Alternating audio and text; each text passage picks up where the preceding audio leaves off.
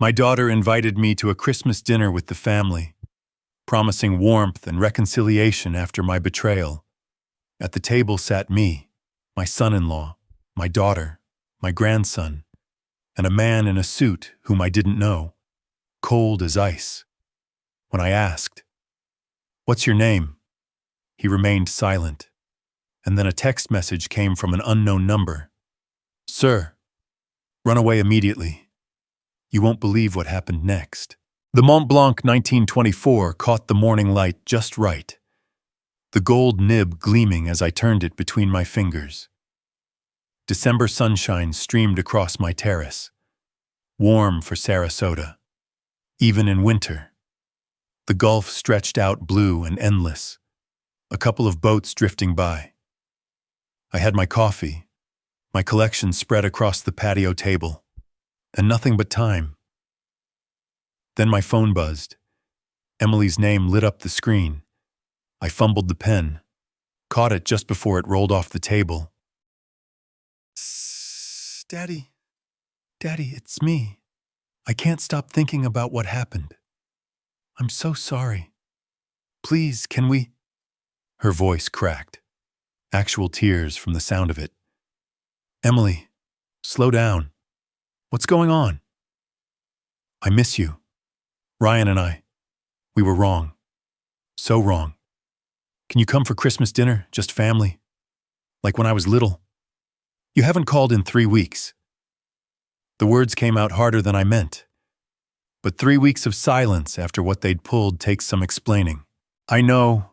I was ashamed. But it's Christmas. Daddy, please. I gripped the terrace railing. Salt air filled my lungs, but my chest felt tight anyway. My knuckles went white against the painted metal. 3 weeks ago. Flashback. I closed my eyes, still holding the phone. They'd shown up on a Tuesday afternoon, all smiles. Ryan carried a leather portfolio like he was some Wall Street hotshot instead of a guy who'd burned through 5 careers by 45. Emily wore her serious business outfit, the navy dress she thought made her look professional. "We've got something special for you." "Daddy," she'd said, kissing my cheek. "An investment opportunity. Ground floor." We'd sat at my kitchen table, November sunlight slanting through the windows, warming the wood. Ryan spread documents across the surface like he was dealing cards. "It's a ground floor opportunity. Henry, cryptocurrency mining operation in Texas." I'd run my finger along the seal edge, held the paper up to the window light. "What? No, that's... Look, I know you're not familiar with crypto, but the pressure is wrong. Whoever signed this used too much force on the downstrokes. Compensating." Emily's face had flushed. "Daddy, you're being paranoid. Ryan's friend personally, and this seal... See this edge? That's a laser printer artifact. This notary stamp is maybe 2 weeks old. The paper stock was wrong. Too bright. Too crisp. Like someone printed an official legal document on their home printer and thought I wouldn't notice. 40 years examining evidence. And they bring me something a first-year paralegal would catch." Ryan's face went crimson. "You're calling me a liar." "I'm calling this document fraudulent. You want my opinion on what that makes you?" I'd slid the papers back across the table, slowly, deliberately, keeping eye contact the whole time. "You'll regret this," Ryan had said, standing so fast his chair scraped. "We're trying to help you, and you treat us like criminals. If the shoe fits..." Emily's tears had started then. The waterworks. I'd seen them before, when she wanted a car at 16, when she needed money for her 4th failed business, when Ryan first moved in and I'd expressed concerns. Ryan slammed the door hard enough to rattle my pen display case. 250 pieces of carefully curated history, and this amateur's tantrum nearly became an insurance claim. Now standing on my terrace with December warmth on my face and Emily's voice in my ear, that scene replayed in perfect detail. "Daddy, are you still there?" I opened my eyes. Boats on the Gulf. Coffee getting cold. My hand shook slightly on the railing. "I'm here." "Will you come Thursday evening, 6:30? I'll make your favorite pot roast like Mom used to." Something in my chest cracked. She remembered that. Mom's pot roast. The way she'd made it every Sunday before the divorce. Just dinner, just family. I promise. My throat felt tight. "Okay, I'll be there." "Thank you, Daddy. Thank you so much. I love you." The call ended. I stood there, phone in hand, staring at nothing. My other hand still gripped the railing. The breeze carried the scent of salt and seaweed, same as every morning, but somehow different now. I walked inside, poured 2 fingers of whiskey into a tumbler at 9:30 in the morning, something I hadn't done since my retirement party 6 years back. The amber liquid caught the light streaming through my kitchen window before I could raise it to my lips. The phone buzzed again. Unknown number. Text message. "Mr. Ingram, this is Maria Lopez. I clean the house next to your daughter. I need to tell you something. Please call me." The glass stayed frozen halfway to my mouth. My hands started shaking for real now. Whiskey rippling in circles. I stared at those words, read them twice, 3 times. The phone felt heavy. The whiskey felt heavier. The navy blazer hung in my hand, then went back on the rail. I grabbed the gray one instead, held it up to the mirror. The closet smelled like cedar and old leather, familiar and grounding. Suits I hadn't worn since retirement lined up like soldiers waiting for deployment. Maria's call had been brief. "Careful, Mr. Ingram. I cannot talk now. My employer's here, but please be careful. Thursday. Very careful. I will try to call later." Then silence. 20 minutes I'd spent on my knees, sorting through the tie box on the closet floor. My knees complained about it. 72 years shows up in the joints first. That's when the photo album tumbled out from behind the shoe rack. It fell open to a picture I hadn't seen in years.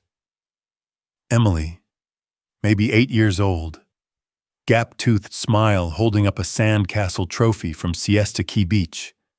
Pure joy on her face. No calculation. No angles. Just a kid proud of something she'd built. My finger traced the edge of the photo. The paper had that 80s texture. Slightly rough. Real film. Real development before everything went digital. The phone rang. I knew before checking the screen. "Hey, Dad. Just calling to check in. How's that? Wait. What's wrong?" Nathan living 3 time zones away in Seattle, working some tech job I only half understood. But he could still hear trouble in my voice from 3,000 miles. "Nothing's wrong. I'm fine. Just sorting through some old things." "Dad, I can hear it in your voice. What happened?" I sat down on the bed edge, sank into the mattress heavier than I meant to. My free hand went to my forehead, elbow on knee. "Your sister called." Pause. I could picture him in his apartment, probably at his standing desk, coffee in hand. The silence stretched. "Ah, and she wants you to come for Christmas dinner. Apologized for everything." "Dad, she hasn't called you in 2 months. Not on Thanksgiving. Not on your birthday last month." Now, suddenly, people change. Nathan. Maybe she realized. Or maybe Ryan's got another scheme. Did she mention money? No. Just family dinner. She sounded genuine. She sounded genuine last time, too, right before they showed up with those fake documents. I rubbed my temples. The photo album still lay open on the bed beside me. That 8-year-old smile staring up. She's still my daughter. I know. Dad, I know. Just promise me you'll be careful. Text me when you get there and when you leave. I'm not a child. Nathan, no. But Ryan's a con artist and Emily, he trailed off. Go ahead. Say it. She's not who she used to be. You know that. We talked for another 10 minutes. Nathan inherited his mother's worry gene. If concern burned calories, he'd have vanished years ago. Finally, he let me go with 3 more promises to text him and 1 threat to call the police himself if I didn't check in. I grabbed my keys, wallet, phone. The drive to Total Wine on University Parkway took 15 minutes. Traffic light for a Tuesday. The store's air conditioning hit me like a wall after the parking lot heat. December in Florida means 78 degrees and tourists in shorts. The wine aisle stretched before me. Red section. French imports. The $15 Cabernet stared at me from the shelf. Perfectly adequate wine. But Emily only drank adequate wine when she was pretending to be modest for company. For family. She expected the good stuff. Anything over $50 that had French words she couldn't pronounce. My hand hovered between bottles, pulled back from the cheap one. Jaw set. I grabbed the $58 Chateauneuf du Pape, her favorite from back when we still had dinners that ended in laughter instead of arguments. The checkout line moved slowly. Holiday rush starting early. A young family stood ahead of me. Father, daughter about 6 years old. She was showing him something on her phone, both of them laughing. His hand rested on her shoulder. Easy and natural. Sir, your total. The cashier had to repeat it twice. I fumbled my card out, swiped it. The family walked away, still laughing. Back in the car, wine bottle on the passenger seat. I gripped the steering wheel, adjusted the rearview mirror, checked it again. The engine idled. I should just drive home. Put the wine in the fridge. Figure out what Maria meant. Instead, I pulled out of the parking spot. The bottle tipped when I hit the brakes at the red light. I caught it with one hand, held it steady while steering with the other. My phone buzzed. I didn't look until I pulled into my driveway. Text from Emily. Dad, I'm so happy you're coming. Thursday at 6:30. Ryan is excited to apologize, too. We both want to make things right. Love you. Love you. She hadn't written those words in 4 years. Maybe longer. My thumb hovered over the keyboard, typed, "See you then," but didn't hit send. Through the windshield, my reflection stared back from the garage door window. An old man clutching hope like it's the last thing he owns. I deleted the message, typed instead. I'll be there. Hit send. The wine bottle rolled slightly as I shifted into park. The cap caught the sunlight, glinting red through green glass. Thursday was 2 days away. The house at 512 Oak Ridge Drive had Christmas lights strung across the front porch. White icicle bulbs that blinked in sequence, trying too hard to look festive.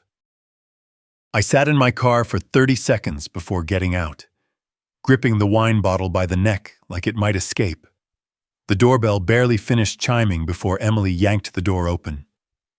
Daddy, you came. Oh, I'm so happy. She pulled me into a hug that lasted 2, 3, 4 seconds too long. My hands hovered before settling on her shoulder blades. She'd lost weight. I could feel the bones through her thin dress. Of course, I brought your favorite Chateauneuf du Pape. You remembered. Ryan, look what Dad brought. Ryan emerged from the kitchen, apron tied around his waist like he'd been cooking all day. The prime rib sitting on the counter behind him still had the Publix sticker on the foil. Henry, how are you? Old man, come in. Come in. Here, let me take your jacket. I can manage. Nonsense. You're our guest. He practically pulled the blazer off my shoulders. I shifted the wine bottle to my other hand, flexed my fingers. His handshake had been aggressive, the kind men use when they're trying to prove something. The living room had new furniture, cream-colored leather sofa, matching armchair, glass coffee table that probably cost more than my first car. 3 weeks ago, this room had mismatched pieces from discount stores. You've redecorated. Emily touched her necklace, a thin gold chain she'd worn since high school. Her fingers worried the clasp. Ryan got a bonus. We decided to invest in the house. Rental houses appreciate differently than owned homes. Ryan's smile tightened. Yeah, well, we're comfortable. The dining room table was set with actual china, not the everyday plates. Candles flickered in crystal holders. Prime rib, roasted potatoes, green beans, almondine. Emily served my wine in the largest glass, filled it nearly to the rim.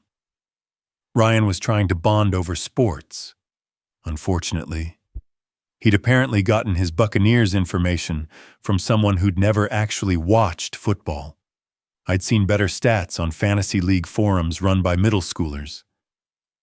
So, Henry, you catch the Bucs game Sunday.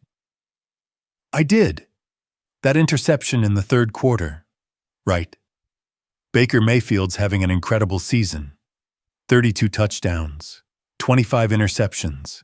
And that interception was the defense, not Baker. He paused, fork halfway to mouth. Right. I meant overall this season. I cut my prime rib methodically. Small bites. Watched their faces between forkfuls. Emily kept refilling my glass like she was watering a plant that might die without constant attention. Either she wanted me relaxed, or she'd confused hospitality with bartending at happy hour. Jacob, honey, put the phone away. Grandpa's here. My grandson had the posture of someone texting the nuclear launch codes. Whatever was on that screen was apparently more important than the prime rib that cost Ryan $60. I didn't take it personally. At 15, I'd thought girls were more interesting than grandparents, too. Jacob, Ryan's voice cut sharp. The kid sighed like we'd asked him to donate a kidney. Put the phone in his lap, not on the table. His eyes never left the screen. Emily's face went tight, then relaxed too quickly. She touched her necklace again. Dad, I wanted to talk to you about getting your finances organized. You know, estate planning, tax strategies. My finances are organized. Well, yes, but Ryan's been learning about trusts, and I have a will. Ryan leaned forward. A will's not enough these days. Henry, you need asset protection. What if something happens, medical emergency, nursing home costs? I'm 72, not dead. He laughed, forced. The sound bounced off the walls wrong. Of course, we just want to help. Family helps family, right? Emily refilled my wine for the third time. Her hand shook. A drop hit the tablecloth, dark red, spreading across white linen. She rubbed at it frantically with her napkin, and for half a second, I saw the kid who used to cry when she broke things, terrified of disappointing me. She caught my eye. Something flickered there. Maybe regret. Then Ryan's hand covered hers on the table. The moment passed. Her smile returned. Plastic and bright. The wall clock read 7:15. Emily glanced at it, then at Ryan. He nodded slightly. 7:17. The doorbell rang. Emily's face lit up with surprise. So poorly acted, I almost laughed. "Oh, that must be Charles. I completely forgot." "You forgot someone was coming?" "Well, not forgot exactly. He's our financial consultant. I asked him to stop by for coffee to discuss some opportunities." "What opportunities?" Ryan pushed back from the table. "Just some ideas for your retirement investments." "I'm not interested in investments." "We discussed this." Emily was already walking to the door. "Just hear him out." "Dad, please, for me." The man who entered wore a navy suit. I recognized the cut, the way the fabric moved. $4,000 minimum. Italian leather briefcase in his left hand. Phone in his right pocket, creating a slight bulge. He had the kind of face that smiled without warmth, like a shark deciding whether you were food. "Mr. Ingram." Not a question, a statement. I stood. Old school manners die hard. Extended my hand across the coffee table. "Henry Ingram. And what's your name, sir?" He looked at my hand. Didn't move. His eyes met mine. Flat and measuring like I was a used car he was considering buying for parts. Ryan filled the silence. Nervous energy spilling out. "This is Charles Harrington. He's a professional conservator, financial guardian. He helps families." "I don't need help." Charles settled into the armchair opposite me, set his briefcase on the coffee table with deliberate care. The locks clicked open with expensive precision. He withdrew a leather folder, placed it exactly centered on the glass surface.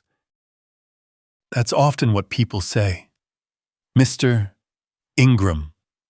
His voice was smooth as ice water, right before they need it most. My phone vibrated in my pocket. Once, twice, 3 times in rapid succession. Emily watched me with that fixed smile. Ryan stood behind my chair. Charles's flat eyes never left my face. "Your daughter and son-in-law," Charles continued, "have expressed concerns about your welfare. I'm here to help you." The word help landed like a threat. I pulled out my phone, angling it low behind my coffee cup. Ryan shifted his weight. I felt him move closer to my chair. 3 text messages from Maria. "Mr. Ingram, they are trying to make you conservatorship. Charles Harrington is professional. He does this. Takes control of people money. Get out now."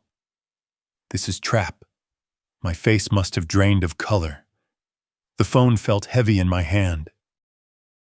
"Everything okay?" Emily's voice came from somewhere distant. "Fine, just fine." The words barely made it out. Charles opened the folder. Papers slid onto the glass table with a whisper. Official letterhead. Legal formatting I recognized from 4 decades of examining documents. "These are preliminary assessments, financial documentation, witness statements regarding your recent behavior." My recent behavior. Emily sat on the sofa arm next to me. Too close. Her perfume made my throat tight. "Dad, you've been forgetting things. The argument we had. You said things that didn't make sense." "I said your documents were forged because they were..." Ryan's voice came from behind my head. "See, that's exactly the kind of paranoid thinking." I stood too fast. The room tilted slightly. My hand caught the armrest, steadied myself. "Stop, just stop." The documents were still visible on the table. My name jumped out from the legal text. "In the matter of Henry Ingram." The date at the top was today's date. They'd already filed. "Daddy, please sit down." We're only trying to help. Help by declaring me incompetent. Charles's expression didn't change. No one's declaring anything yet. Mr. Ingram, this is exploratory, a conversation.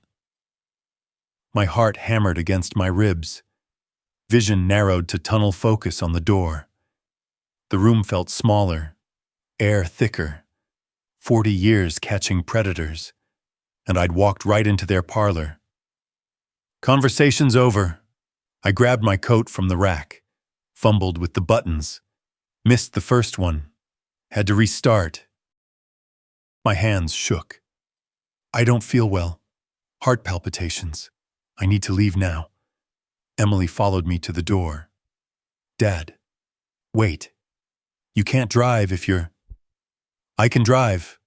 Ryan moved between me and the exit. Not blocking exactly. Just there.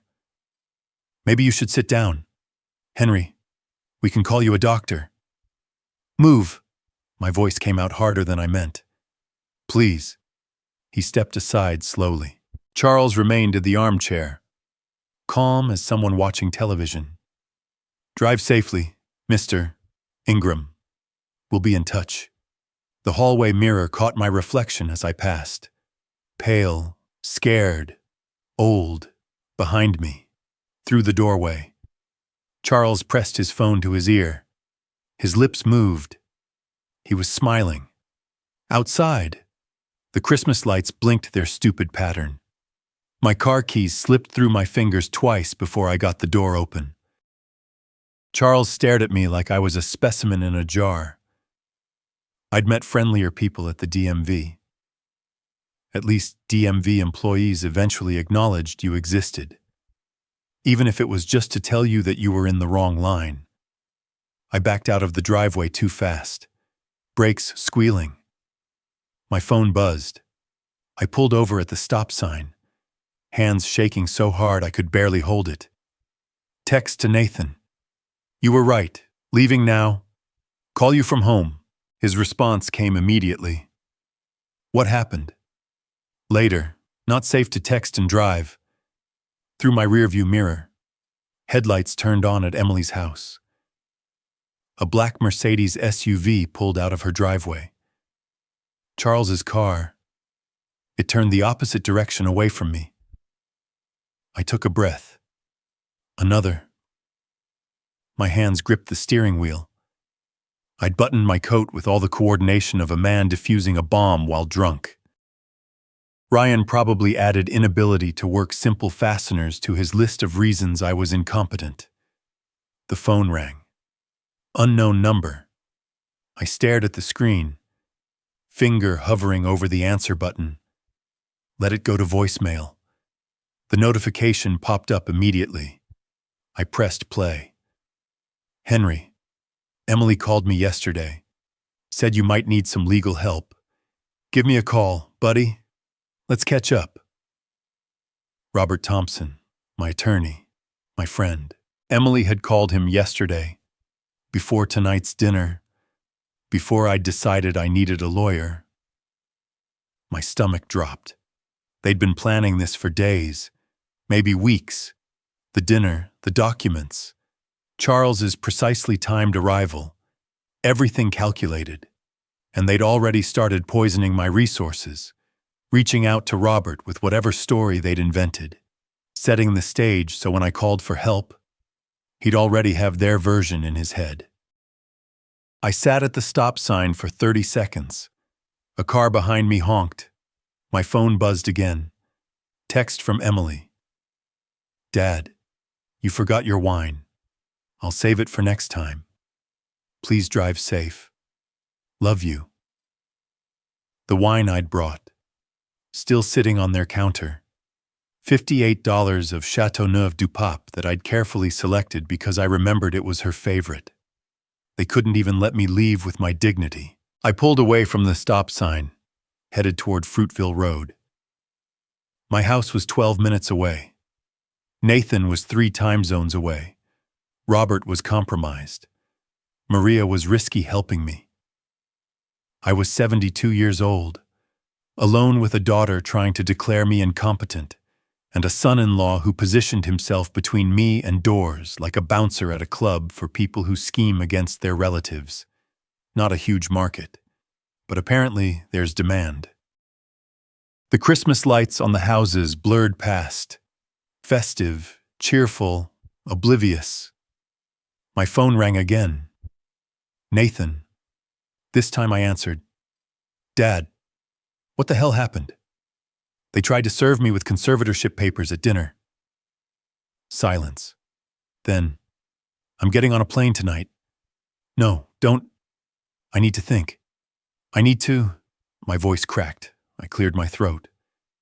I need to figure out what they've already done. Dad. Tomorrow. I'll call you tomorrow. I promise. I hung up before he could argue, pulled into my driveway, sat there in the dark, engine running, watching my house like it might contain answers. Emily's face when I'd walked out. That split second when her hand had reached toward me. Muscle memory from when she was small, when she'd grabbed my hand crossing streets, then Ryan's hand on her shoulder, and she'd dropped her arm. She was trapped, too. Maybe not the way I was trapped, but trapped nonetheless. It didn't excuse what she was doing, but it explained it.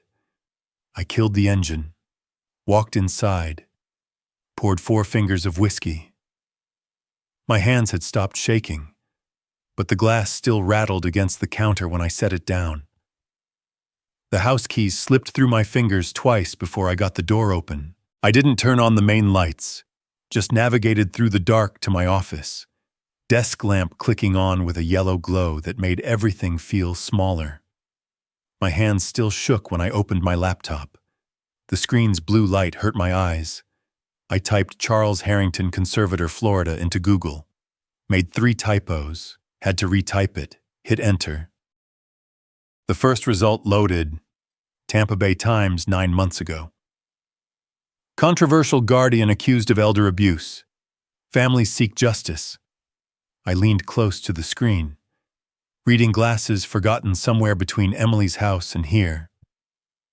Charles Harrington had 15 current wards. 5 previous wards died under his care. Millions in care costs billed. Families locked out of contact. Drained bank accounts. Suspicious deaths. One case jumped out.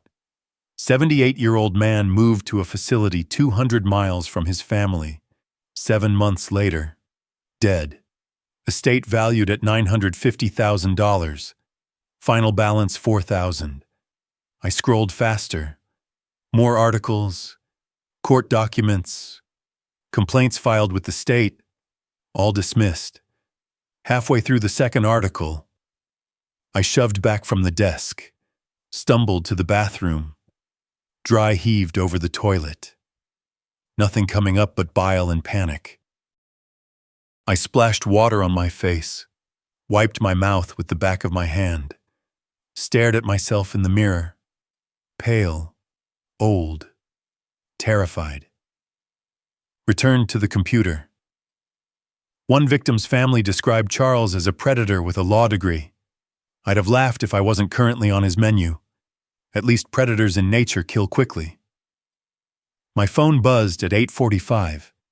The unknown number from earlier. I dialed back with steadier hands, put it on speaker, grabbed a pen and legal pad. Mr. Ingram, thank God you got out. Female voice, Spanish accent, but her English was perfect. I got out. Who are you? I am Maria Lopez. I work for the Miller family next door to your daughter. Yesterday I was cleaning upstairs bedroom and I hear voices through wall. Your daughter's house. They were talking loud. What did you hear? The man Ryan. He was saying Friday morning 9 a.m. We file. The other man. The one in the suit. Charles. Yes. Charles. He say the old man will never see it coming. By the time he gets a lawyer, I'll have temporary custody. Judge Wilson always approves my petitions. Temporary custody of me like I was a child who couldn't cross the street alone. My pen moved across the legal pad, old professional habits taking over, names, times, details. I'm so sorry. Mr. Ingram, your daughter. She was crying, but she said yes. She signed papers. Why are you telling me this? You don't know me. Pause. Long enough I thought she'd hung up. My mother in Mexico 4 years ago. My brother. He did the same thing to her. Said she was too old. Needed help. They put her in a facility. She died there 7 months later. We never got to say goodbye. He took everything. I'm sorry. No one helped her. No one warned her. I can help you. I have to, Maria said. Housekeepers are invisible to people like Emily and Ryan. I thought about all the times I'd worked crime scenes where the cleaning staff saw everything. Criminals always forget the invisible people. Amateurs. You said they're filing tomorrow. What time? 9 in the morning. Sarasota County Courthouse. Charles said Judge Wilson has first docket Friday mornings. Judge Michael Wilson. Yes. I write it down. You want the petition number? I saw it on the papers on your daughter's table.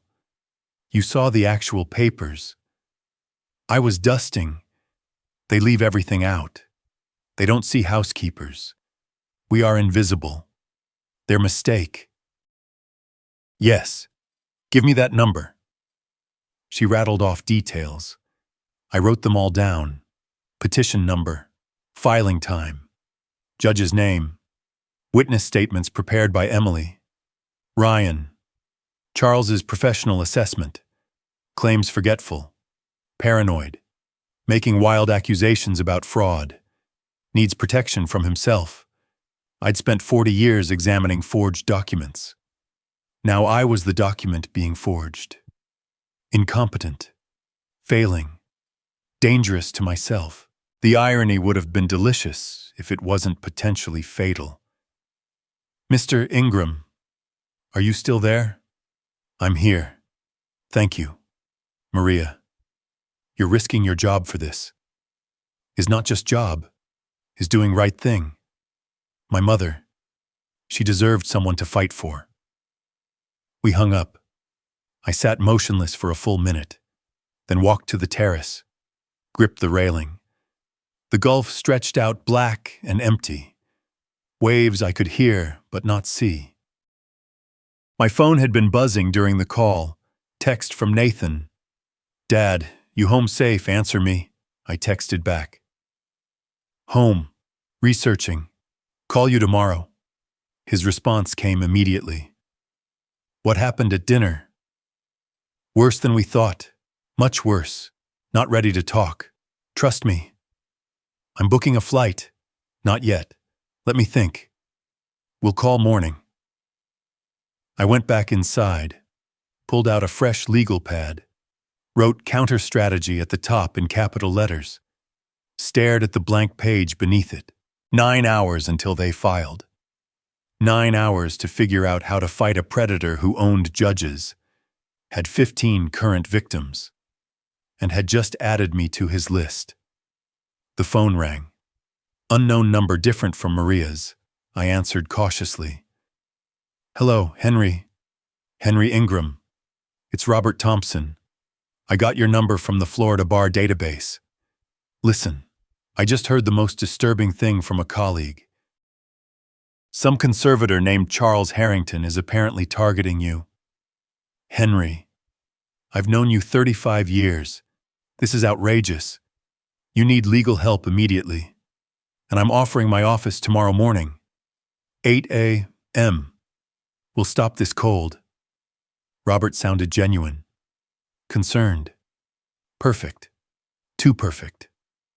The voicemail from earlier flashed in my memory. Emily called me yesterday.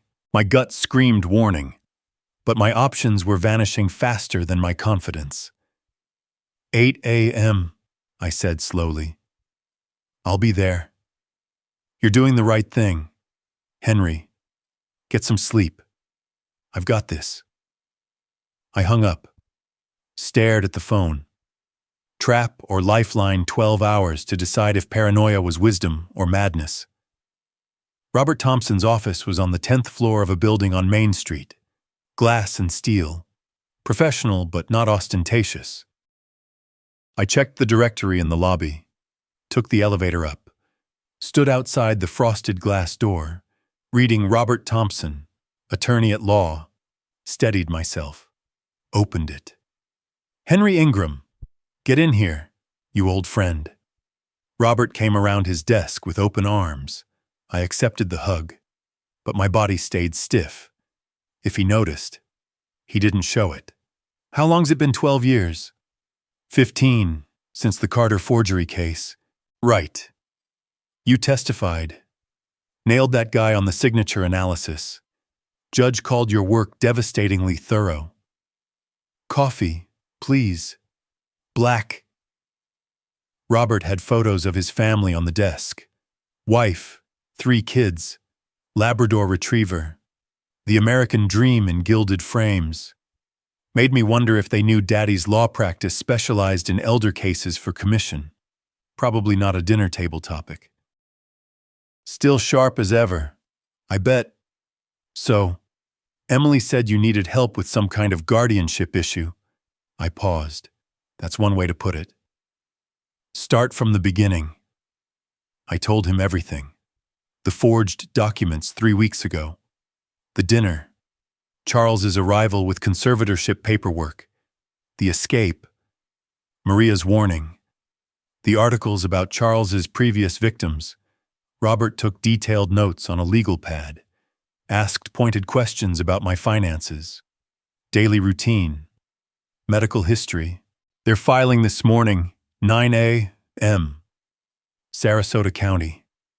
Judge Wilson. Robert checked his watch. That's in 50 minutes. Okay, we can work with this. I'll file emergency opposition. Demand continuance. Get you evaluated independently. Relief washed over me like a wave. First time since Thursday I could breathe properly. Henry, I need complete transparency. Every asset, every account, every medical record. The more ammunition we have, the harder we hit them. I slid the manila folder across his desk. Everything I'd prepared at 3 a.m. Bank statements, investment accounts, house deed, insurance policies, medical files from my last physical. Perfect. This is thorough. You always were methodical. 40 years of documentation habit. Robert flipped through pages. Nodding, his phone came out. He photographed several documents. I assumed it was for his files. We'll establish an irrevocable trust. Lock everything down. They can't touch assets in proper trust structure.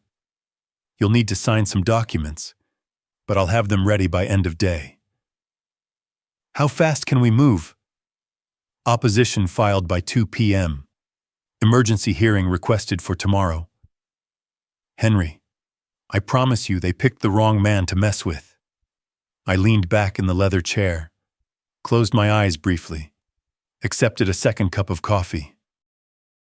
Robert walked me to the elevator, hand on my shoulder. I've got this. Buddy, stop worrying. That's my job now. The elevator doors closed. I watched the floor numbers descend. For the first time in 2 days, I felt something like hope. 3 days crawled by. Robert kept texting. Trust the process. I'd heard that phrase before, usually from people about to screw you. Plumbers say it before doubling the estimate. Mechanics say it before finding more problems. Lawyers say it before cashing your check and vanishing. But I wanted to believe. Friday afternoon filed at 2:20. Waiting for hearing date. Sit tight. Saturday weekend courts closed. Monday we'll know more. Relax. You're protected. Sunday evening. These things take time. Henry, trust the process. Trust me. Monday morning. Meeting with clerk this afternoon. We'll call you tonight with update. By Monday lunch, I couldn't sit still. Drove to St. Armand's Circle to clear my head. Pulled into the Columbia restaurant parking lot. Through the window, I saw them, Robert and Charles, corner table, laughing, whiskey glasses, briefcase between them. My fork dropped on the asphalt. It clattered loud. I didn't pick it up. I walked across the parking lot through the restaurant door. Other diners blurred. Tunnel vision locked on that table. Robert. He stood too fast. Knocked his water glass. It spilled across the white tablecloth. Henry, what are you? This isn't... I can explain. Charles remained seated, twirled his whiskey glass, smiled slightly. Mr. Ingram, please join us. We were just discussing you. You said you were filing opposition. Robert's face went through several colors. I did. I was going to. He sent me your financial records Thursday afternoon. Charles's voice was smooth, satisfied. Very helpful. That irrevocable trust idea. We'll contest it the moment you try to establish one. Now that we know every asset you have. You're working with him. Henry, it's complicated. Charles and I have history. He called me, said if I helped him, he'd cut me in on... Robert, stop talking. Charles's command was quiet, but absolute. I looked at Robert. 20 years ago, the Carter case. I'd trusted him then, too. This is different. This is business. You have to understand. Henry. Charles offered me 30 pieces of silver? Charles laughed. Biblical reference. Interesting choice for an incompetent old man suffering delusions. I turned to leave. My legs felt distant, like they belonged to someone else. Mr. Ingram, Charles's voice followed me. The hearing scheduled for Wednesday. See you in court. Oh, and thanks for the complete asset inventory. Saved me so much time. Robert followed me out. Henry, wait. Let me explain. I was going to help you, but Charles made a better offer. And I have bills. I stopped, turned. You sold me for bills. I gave you everything. Every vulnerability, every defense I had. I'm sorry. I'm so sorry. I need the money. My practice is failing. I'm drowning. So you drown me instead. Got it. We're done. His face crumpled. That same desperate, guilty expression I'd seen on Emily. These people weren't movie villains. They were drowning, and they'd pull anyone under to breathe one more moment. Somehow more frightening than simple cruelty. I sat in my car, engine off, staring at nothing. My phone rang. Nathan, I couldn't answer. What would I say? It stopped. Voicemail dinged. I couldn't listen.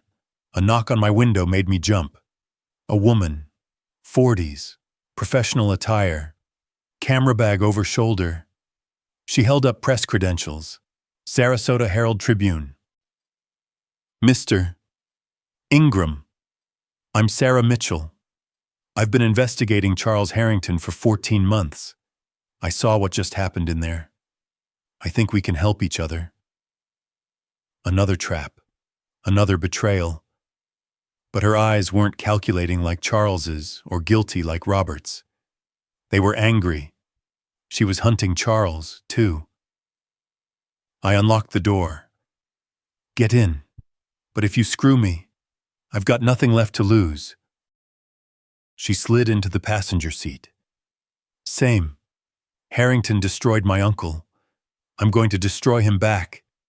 Sarah started talking before I'd even pulled out of the parking lot.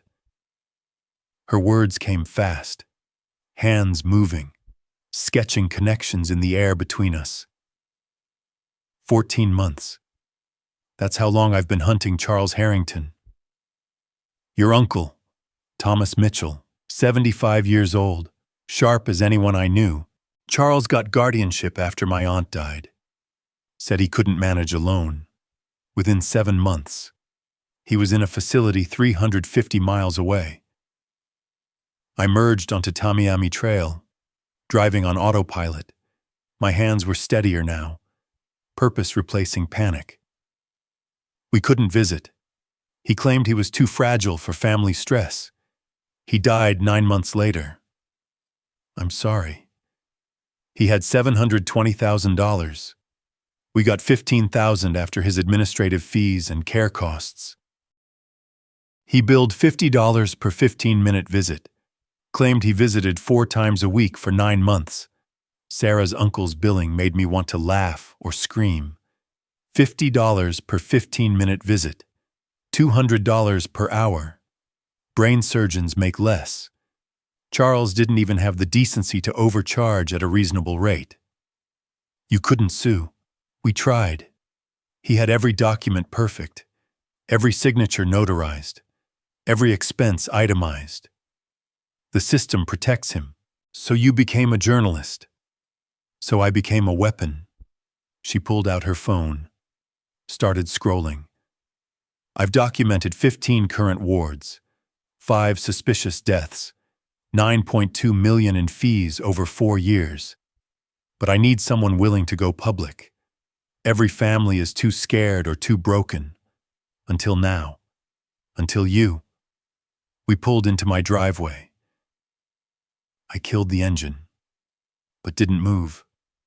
Just sat there staring at my house like I'd never seen it before. I need to call my son. Sarah nodded. Waited. I pulled over 2 blocks from home. Couldn't drive and do this. My hands gripped the steering wheel. Nathan, I need you to come to Florida now. Dad, what's wrong? Your voice. Robert betrayed me.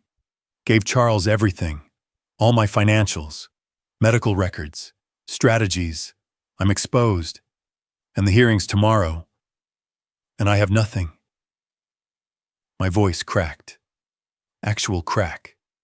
Like I was 15 again and puberty was ambushing me. Stop. Breathe. I'm looking at flights right now. There's one at 6:30 p.m. I'll be there by 11 tonight. You don't have to, Dad. You're my father. Of course I have to. And I'm bringing help. Trust me. Long pause. The kind where you say things you don't usually say. I'm scared. Nathan. I know, so am I. But we're not doing this alone anymore. Tuesday morning, Sarasota Bradenton Airport. Nathan came through arrivals looking like he hadn't slept. We hugged.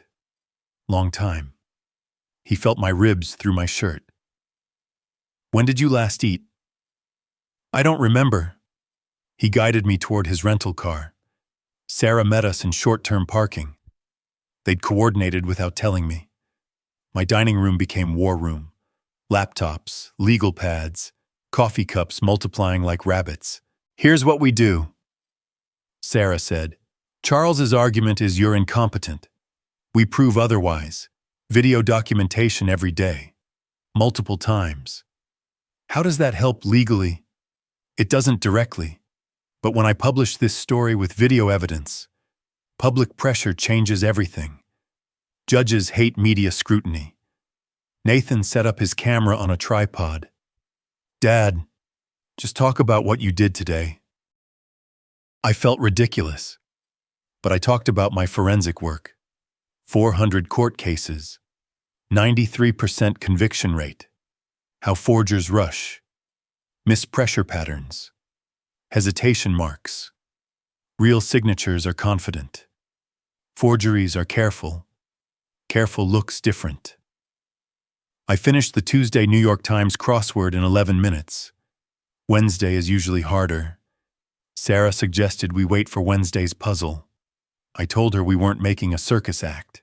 Besides, Charles probably couldn't finish Mondays. Cooked chicken piccata while they filmed. Showed my pen collection. Handled each piece like it mattered. because it did.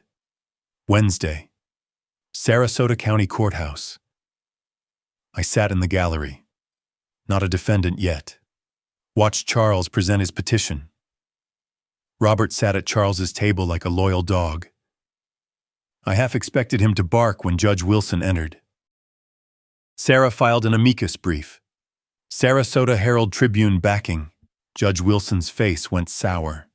12-day continuance granted for independent evaluation. Small victory. But Charles was annoyed now, starting to realize I wasn't helpless. Thursday evening. I was compiling video footage when I paused on one frame. Behind me on the mantel, barely visible, a photo of Emily, 7 years old. Gap-toothed smile. I clicked pause. Stared at that little girl. If I destroyed Charles, I destroyed her too. She'd signed papers, conspiracy, fraud. She could face charges. My finger hovered over the mouse, didn't move. She was still my daughter, somewhere under the desperation and weakness and Ryan's influence. Somewhere in there was the kid who cried when she broke my favorite coffee mug. "I'm sorry, Daddy. I'm sorry. I didn't mean to." She'd known then it was wrong. She knew now it was wrong. But she was doing it anyway. That was worse than simple cruelty. Weakness makes people more dangerous than malice. Nathan found me like that, sitting in darkness, screen frozen on his sister's childhood face. That's Emily. When I destroy Charles, I destroy her too. She tried to have you declared incompetent to steal your life. She's still my daughter. She stopped being your daughter when she chose Ryan over you. When she chose money over your freedom. Tuh. Did she? Or was she scared? Desperate? Weak? Pause. Does it matter? Long silence. The Gulf waves outside my window kept their rhythm. I don't know, but I have to finish this anyway. Then finish it. Mourn her after. I clicked play. The video continued. Later that night, Sarah spread documents across my table. Template contracts from Charles's cases. Yellow highlighter marking clauses. Page 52. Does this make sense to you? I read clause 148, read it again. This says if I die under conservatorship, assets don't go to next of kin automatically. They go to a state trust managed by conservator with administrative discretion on distribution. Meaning Charles controls whether Emily and Ryan get anything, even if they're named in my will. Nathan leaned over my shoulder. He was going to cut them out, probably. Why share when he can keep everything? Sarah's eyes gleamed. They don't know this. They think they're getting your estate after you're gone. I stared at the clause, the implications spreading like cracks in ice. They were planning my death, and they didn't even know they'd get nothing for it. That's almost funny, Nathan said. If it wasn't horrifying, Sarah gathered her notes. We can use this. Show Ryan. Flip him against Charles. I stood, walked to my office. Returned with a file folder. 25 years old. You're investigating Judge Wilson, too. Wilson's approved every single one of Charles's petitions for 4 years. 112 petitions. 112 approvals. That's not coincidence. That's corruption. I slid the folder across the table. 25 years ago, I examined documents in a real estate fraud case. The notary who certified fraudulent signatures. Wilson, before he was a judge. Case was dismissed on technicality. But I kept my notes. Sarah opened the folder. Read. Looked up slowly. You've been sitting on this. I didn't know I'd need it. Now I do. She smiled. Not friendly, predatory. Sunday's going to be very interesting. Sunday morning, I opened my front door in my bathrobe. Sarasota Herald Tribune on the doorstep. Charles's face above the fold. Not a good photo. They'd chosen one where he looked exactly like what he was. Florida's most dangerous guardian, Charles Harrington's trail of elder abuse. I stood on my doorstep reading. Didn't move for 5 minutes. Neighbor walking her dog waved. I didn't notice. Kitchen table. 3 of us shoulder to shoulder flipping pages. Sarah pointing out paragraphs she'd fought her editor to keep. 15 current wards. 5 suspicious deaths. 9.2 million in fees. Pattern of isolation. Judge Wilson's perfect approval rate. My phone started ringing. Silenced it. By noon, 55 missed calls. Texts flooding from old colleagues. Neighbors. People I hadn't talked to in years. The interviewer asked if I seemed like someone who needed a guardian. I told her if I did, she should check the credentials of whoever was guarding her because her judgment was clearly impaired. She laughed. Viewers apparently loved it. I was just being honest. Monday afternoon, Fox 13 studio, makeup artist powdering my face. Haven't been prettied up since my wedding. Nathan adjusted my tie. Sarah coached from the green room. On camera. I solved a Rubik's Cube while explaining forensic methodology. Handled my pens. Spoke in complete paragraphs without notes. The interviewer held up 2 signatures. Can you tell which is forged? They look identical to me. Exactly. That's why experts exist. The real signature has natural variation in pressure. The forgery is too consistent. Forgers don't breathe when they write. Clips went viral by evening. 72-year-old forensic expert fights conservatorship scam, Monday night. Sarah analyzing Charles's standard contract. Cross-referencing with what Emily had signed. Henry, look at this. Clause 148. I read the legal language. Translated it. My blood went cold. Charles controls whether Emily and Ryan get anything. They signed away their own inheritance. They don't know, Sarah said. We tell Ryan, show him the contract. Maybe he flips. Tuesday morning, Christmas Eve. We found Ryan at his dealership. Luxury cars gleaming in winter sun. Sarah blocked his exit with her car. What do you want? I'm working. I'm Sarah Mitchell, Sarasota Herald Tribune. You read my story. His face hardened. I don't talk to press. Not even about how Charles Harrington was going to screw you. She opened the folder. Read page 52, clause 148. Ryan's eyes tracked the words. His face changed colors like a mood ring. This doesn't mean what you're saying. It's just legal language. It means if Henry dies under conservatorship, Charles has sole administrative discretion over who gets what. You're not guaranteed anything. But he promised we had a deal. 35%. Nathan's voice came hard. You had a deal for 35% of my father's life. Ryan was trying to hold the papers. His hands shook so violently they scattered. He bent to gather them, dropped them again. It's not like that. We weren't going to hurt him. Just managed care, a facility. He'd be comfortable. Sarah's voice stayed level, clinical. 5 of Charles's previous wards died in facilities. Average time 8 months.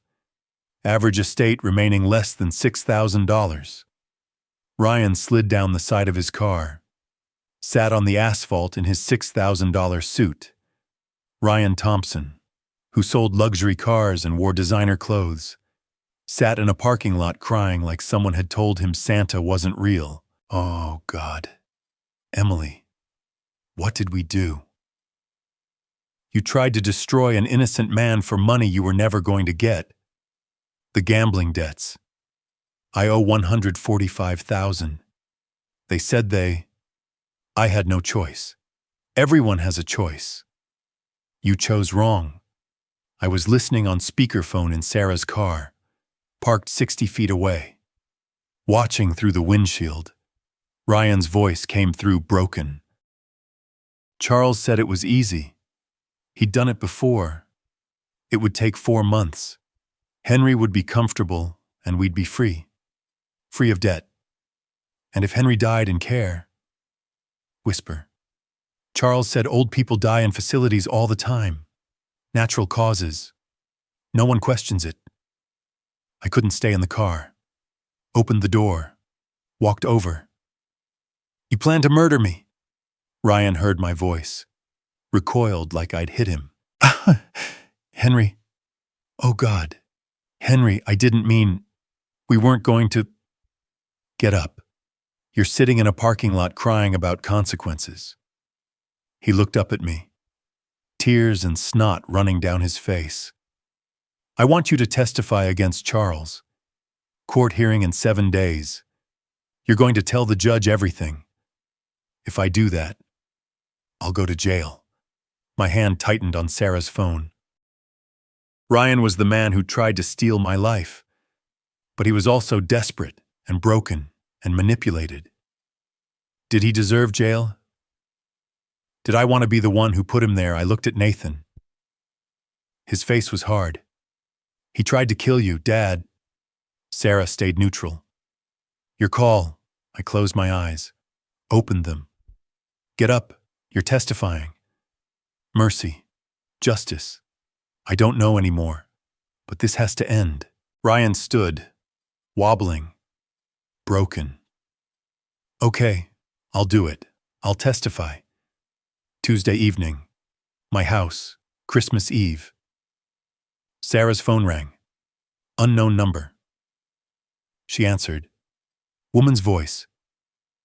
Miss Mitchell, my name is Emily Thompson. I think you've been talking to my husband. Sarah mouthed to me. It's your daughter. My face drained of color. I read your article, and I need to tell you something about Charles Harrington that nobody knows. He has a partner, someone in the state attorney's office, someone who's been protecting him for years. I have proof. Documents Charles gave me to keep safe. He thought I was too stupid to understand what they meant. But I understood. My daughter's voice after everything, offering help. Ryan called me from his office bathroom, said you showed him the contract, said we've been played. I believe him. Can we meet tonight? I have the documents and I want to make a deal. Sarah looked at me. My hand trembled. Could be trap. Could be redemption.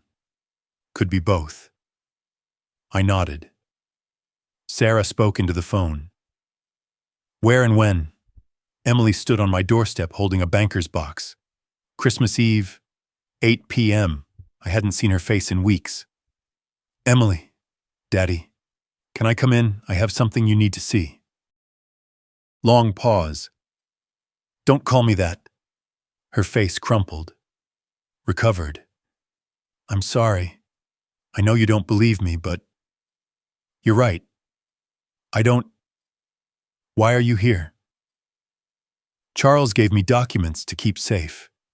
He said if anything happened, I should destroy them. But after Ryan called me, I looked at them. Really looked. He was paying off the state attorney's office. This is proof. Nathan appeared behind me. Could be a trap. It's not, I swear. I'm trying to make this right. I stepped aside. You can't make this right. You can only make it less wrong. Come in. Sarah spread the papers across my dining table. Wire transfers, emails, payment records spanning 4 years. Charles Harrington to Assistant State Attorney William Brooks. Consulting services. Write $50,000. Sarah read. That's not consulting. That's bribery. Emily twisted her tissue. There are 4 years of these different amounts, always consulting or legal fees. Why did he give you these? He thought I was too stupid to understand what I was holding. Were you? She flinched. Yes, until Ryan told me about the contract. Sarah photographed each page. This destroys him and Brooks and Wilson. Will it help you? Emily asked. It'll help everyone he hurt. Christmas Day emergency hearing. The courthouse felt wrong empty, except for us. Judge Wilson presided. The irony would have been funny if it wasn't tragic. He was about to witness evidence of his own corruption. Ryan testified first. His hands gripped the witness box edges, knuckles white. Mr. Harrington approached me at a restaurant, said he knew about my debts, said he could help. What did he propose? A partnership. He'd get conservatorship. We'd split the estate, 35% to us. Ryan's voice broke multiple times. He couldn't look at me. Did Mr. Harrington discuss how long this would take? He said 7 to 9 months average. Until what? Ryan started crying. Until Henry would pass away in the facility. Natural causes. Charles said it happened all the time. I sat rigid in my chair, hearing him say it out loud. They'd planned my death. Discussed timeline. 9 months maximum. Sarah's attorney submitted the corruption evidence.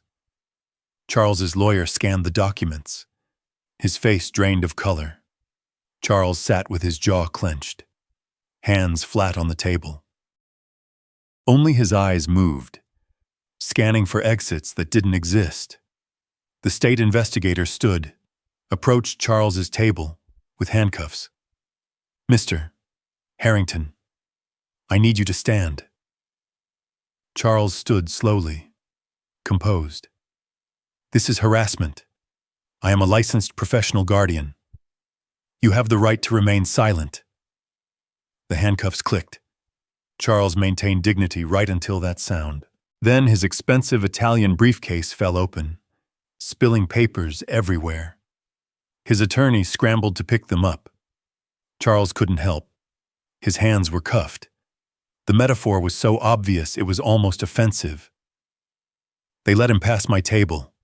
15 wards, 5 dead. Game over. Charles stopped, turned.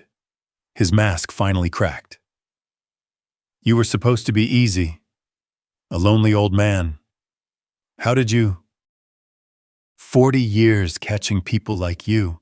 I know how you think. This isn't over. It's over. They pulled him toward the door. Judge Wilson sat pale and sweating. He knew he was next, outside on the courthouse steps. 8 news vans waited, on Christmas Day. Charles Harrington's arrest bumped every feel-good holiday story off the evening news. Microphones thrust forward. Mr. Ingram, how do you feel? I feel like the system worked eventually. With pressure. Charles Harrington destroyed families for years. I stopped him before he destroyed mine. Your daughter provided key evidence. Have you reconciled? Pause. My daughter provided evidence because she was scared of prison. That's not reconciliation. That's self-preservation. What's next for you? I'm going home to my house that I own, to my life that I control. That's all I ever wanted. Christmas evening, 6 p.m. Sun setting over the gulf in the distance. Sarah packed her equipment. Nathan stood beside me, hand on my shoulder. Emily exited the courthouse alone, walked past us without speaking, got into an old Toyota, not her usual car, drove away. I watched her taillights disappear. You okay, Dad? I won. I'm alive. I'm free. I should be okay. But she's still my daughter, and I just watched her drive away, knowing I'll never see her again. Nathan squeezed my shoulder. We stood there as darkness fell, victorious and empty. 2 months later, I established a routine. Morning swim in the Gulf, breakfast on the terrace, reading news about guardian reform legislation moving through Tallahassee. Letters from other victims' families piled on my desk. I answered each one. Charles sat in Sarasota County Jail without bail, 28 criminal charges, 10 civil lawsuits, trials scheduled for June. Prosecutors wanted 25 years minimum. Ryan declared bankruptcy, lost everything, worked at Advance Auto Parts for $18 an hour, studio apartment. Emily filed for divorce. Robert got disbarred. Wife left him. Office closed. I was suing him for $250,000. Judge Wilson resigned, under investigation. Pension suspended. Sarah won a journalism award. The story sparked statewide reform. People called it the Ingram Protection Act unofficially. My phone rang late February afternoon. Unknown number. I almost didn't answer. Daddy, please don't hang up. Just listen.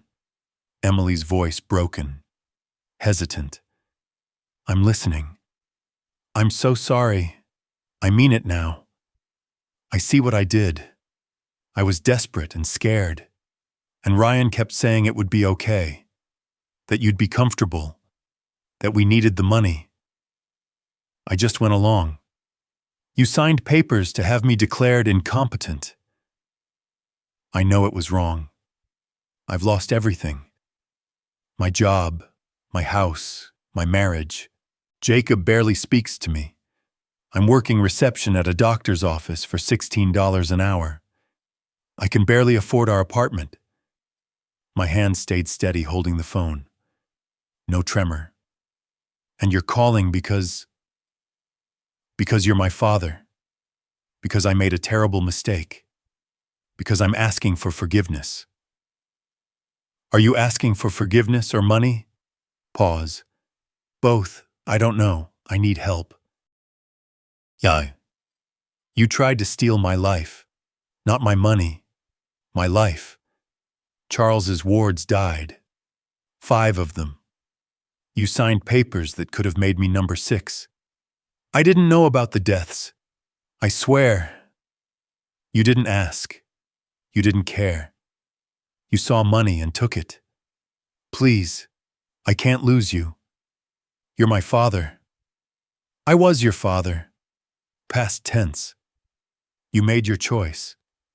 Daddy, don't call me that. You don't get to call me that anymore. She sobbed. What about Jacob? He's your grandson. When he's 18, if he wants a relationship, he can call me. Until then, a therapist, he has a mother who needs to explain her choices. Are you leaving me nothing? My will leaves you $60,000. Enough that you won't starve. Not enough that you'll be comfortable. You'll have to work. You'll have to struggle. You'll have to remember every day what betrayal costs. That's it. 60,000. That's 60,000 more than you deserve. Don't call this number again. Please. I'm begging. I hung up, set the phone down carefully, stared at it. Didn't move for several minutes. Nathan found me like that. That was Emily. Yes. What did she want? Forgiveness money in that order. And you said no. Evening. We sat on the terrace with bourbon, watching the Gulf turn gold, then gray. You could have forgiven her, Nathan said. Given her another chance.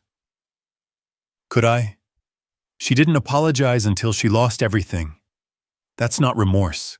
That's consequences. She's still your daughter. Biologically. But daughters don't try to have their fathers declared incompetent for profit. You won, Dad. Charles is in jail. You're free. The system's changing. Why does it feel like this? Because I lost her. Really lost her. Before I could pretend maybe someday we'd reconcile. Now there's no someday. It's just done. Did you go too far? I don't know. I saved myself. Maybe saved others. But I also ended my relationship with my daughter permanently. There's no math that tells you if that trade was worth it. I'm proud of you. You did the right thing. The right thing hurts more than I expected. Next morning, doorbell rang. Maria stood there with foil-wrapped empanadas. Mr. Ingram, I brought you these to say thank you. You didn't have to do that. Come in. You saved yourself, but you also saved others. Mrs. Miller tells everyone your story. Says you're a hero. I'm not a hero. I'm a man who didn't want to lose his freedom. That's what makes you one. I walked to my display case, opened it for the first time in months, selected the Mont Blanc 1924, held it up to the light. Checking the condition. I want to give you something. For conscience. For courage. Oh no, I can't. That's too much. It's worth about $5,000. I've had it 35 years. It's yours now. She backed away. I can't accept. I pressed it into her hands, closed her fingers around it gently but firmly. Some things matter more than money. You taught me that. Sell it if you need to. Keep it if you want to remember. But it's yours.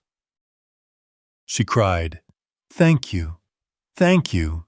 You saw evil happening and you acted. Most people don't. They look away. You didn't." After she left, I made coffee, walked to the terrace. The gulf stretched out blue and endless. Behind me through the window, my pen collection sat in its lit display case. One piece missing now. On the table beside me, Sarah's award announcement, letters from grateful families, Nathan's flight confirmation for next month. I picked up my tablet, read the Guardian Reform Bill, text Ingram Protection Act in the comments section. Small smile. Bittersweet.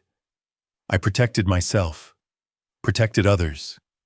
Lost my daughter, gained purpose, set the tablet down, sipped coffee, watched pelicans dive. Phone didn't ring, house quiet. I was alone, free, safe, empty, full. Both. Emily went from selling multi-million-dollar properties to scheduling medical appointments. Ryan went from selling BMWs to selling oil changes. I'd have felt sorry for them if I felt anything at all. I survived. That's enough. Has to be. The waves kept their rhythm. Same as always. Same as they would tomorrow. I stood there a long time, holding my coffee, looking at the water. The victory tasted like salt air and regret and satisfaction all mixed together. That's how it works. Life after winning. You save yourself. You lose something. Too. I could live with that. And so, my life returned to the rhythm of the waves. Quiet mornings on the terrace. Coffee in hand. Watching the gulf stretch endlessly blue. Victory came. But it carried a weight. The permanent silence from a daughter I once knew. Some battles save you, yet leave scars that never fully heal. Freedom tastes sweet, but regret lingers like salt on the skin. What about you? Have you ever faced betrayal from someone close or fought to protect what was yours? Share your thoughts in the comments below. I would love to hear your impressions, your own stories. Ask me anything. Let's talk. Let's connect. Your questions mean the world. They keep these stories alive. Like the video if it touched you. Subscribe for more. To hear the next story, click the box on the left. Thank you for listening. Truly. Thank you.